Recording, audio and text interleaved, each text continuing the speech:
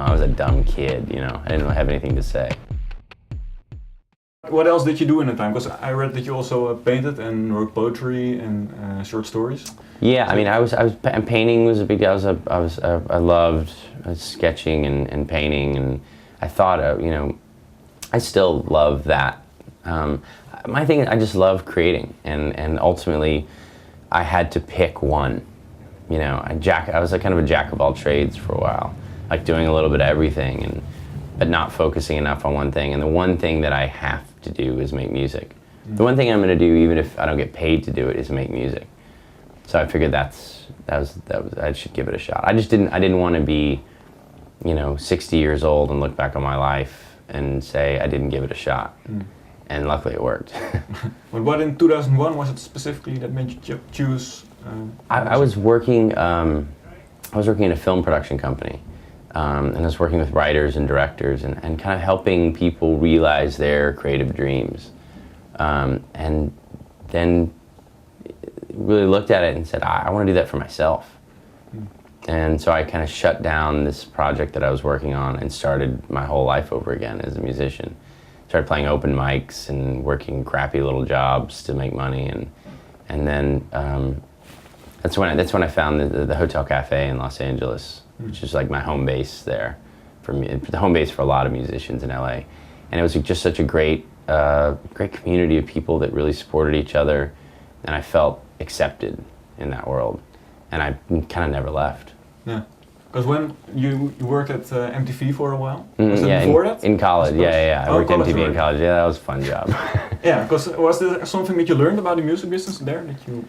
MTV was mostly about just having fun. I mean, you know, MTV. The MTV was a company that, like, everybody was so young. Like my bosses, I don't remember. You know, everyone there was like in their 20s, and it was like the insane asylum being run by the inmates.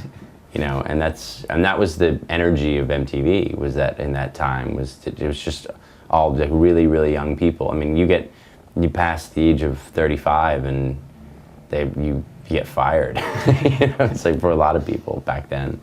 And that was and I was living in New York, and that was, oh man, that was a blast doing that. Alright, so it's the MTV in New York, or is it only in New York? There's in LA too. They have it in LA too. But I was spending my summers in Manhattan and working at MTV and meeting all my idols. You know, like I mean, I remember one day Morrissey was on the show, and I was a huge Smiths fan.